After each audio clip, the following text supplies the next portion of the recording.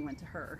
Okay, so tell me a little bit about Anthony at the time when you met Robin. So let's see, Anthony was he was homeschooled at the time. So I had been homeschooling him for a couple of years, and I can't really say that was going very well because he wasn't really that interested. He's very bright. He went to kindergarten. I homeschooled him for first grade. I sent him back to second grade. It was a nightmare. The second grade? Second grade. You know, I knew that he was having issues. You know, she would write me notes and say he crawled under the table or he put his bag on his head or whatever. I'm thinking he's a kid. You know, he's 5. So he crawled under the table. Right. That's normal for most kindergartners. And then the other thing that he would do was they would call me and say he left the room without permission today. Where did he go?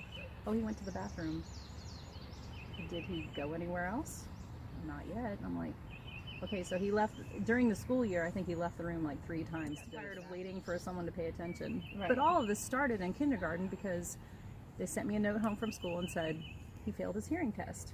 So I'm thinking, oh, you know, crappy school equipment. Of course he failed his hearing test. Right. So I took him up to Fort Knox and they tested his hearing and he failed his hearing test. Okay, so he has a legitimate So he hearing. has a legitimate thing. So what it was at first was he was having a really bad infection in one ear. I don't remember which one. But it was blocking like 20% of his hearing. Wow. So I'm like, okay, if you're sitting in a classroom with 24 other kids, you're kindergarten, you know, and you have 20% of your hearing blocked, I don't think you're really going to be, you know, tracking with. Yeah, and he'd always been, when he was small, very, very active, very just energetic to the point of, oh my gosh, I'm so tired. So, did they also diagnose him with a auditory processing issue at the same time? Not at the time. And I took him in second grade. I took him to the doctor, and the pediatrician then said that he had moderate ADHD. So I had not taken him to like Louisville, to Weisskopf, or any of those places. Yeah, I just took whatever they said because it was. And then, of course, at the end of second grade, they said, well, we want to hold him back. And they did the testing, and they said that his intelligence level or whatever was like mid to low or something. And I was just like, my kid is so smart. I mean, he's too smart, probably. Yeah, I'm really sure about the timeline here. But then I ended up taking him to a neurologist. And at that time, I think he was 9. And we were getting ready to go on a trip to Germany because his Omi is a German grandma. So we were going to visit her, and before we left, I took him to the neurologist, and I said, you know, he can't tie his shoes.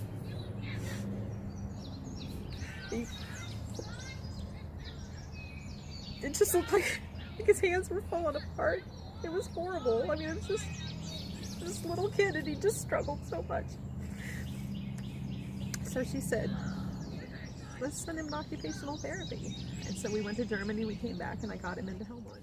So he went to Robin, and Robin she was telling me that one of the therapies that she did was with the music, you know, with the headphones and all this, and I've always thought that music therapy was a fabulous thing because I know just in my own life, just switching on a certain song will, how that alters my mood. Yeah, exactly. So I said, yeah, let's do this. And she said, okay. So I took him. So he saw Robin for about 6 or 7 months. Okay. And how'd that go? It was great. It was great. He loved going there. He referred to, I remember pulling in the parking lot one day, and he looked over at the building and he went, sanctuary. That was. And how old was he when he said that? He was 12, 13, 12. Wow. Yeah, sanctuary. That was right before 6th grade. Sanctuary. I've only heard him say that about one other place, and that's a bedroom in my parents' house in Ohio. Sanctuary. He felt safe there. And at Dovetail. Yeah. That's amazing. It was great. And I loved hearing that. And we pull up there and he's, so we did the music. She had the spinny boards where she put them on board. And, right. And then we put the music on and spin. So we took the board home and we'd do it in the kitchen. Spin, play the music. And then he would go up and listen to his music. So he practiced every day? Is that what he did every day. He did everything. I told Robin earlier, I said, I think he did every single thing you told him to do.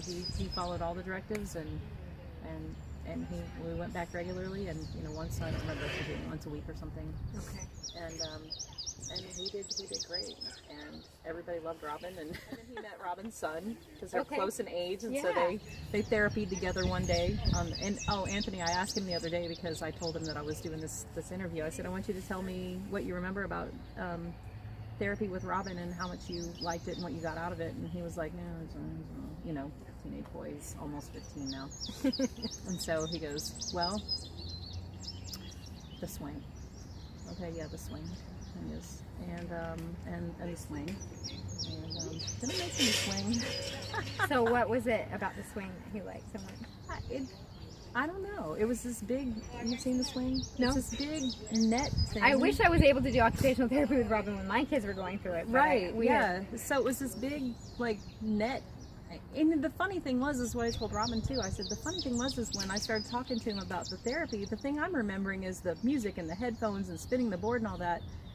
And he's talking about the swing, and I was like, wow, I totally forgot that was even a thing. But right, you just think it's just something fun they did, but it actually did a huge impression on him. Yeah. And like Robin said, well, he knew that was something. It gave him something that he needed, and so that was one thing that he always looked forward to. Did you see him change during his time with Robin at all? Anything in particular? Any differences?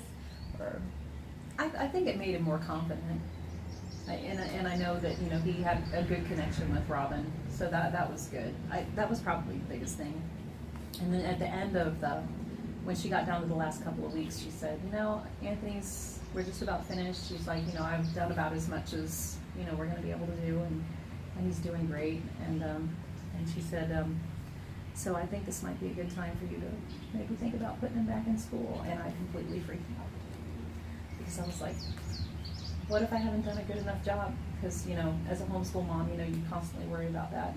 And I didn't feel like I'd done a good job with him.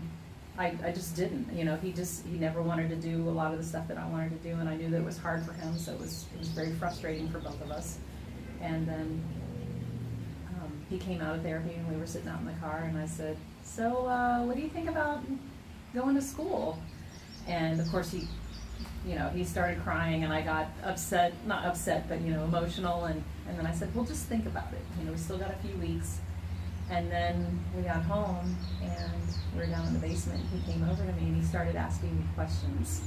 Well, if I go to school, I don't remember what, but it was that leading, if I go to school, if I do this, what's gonna, and that's when I knew I had him.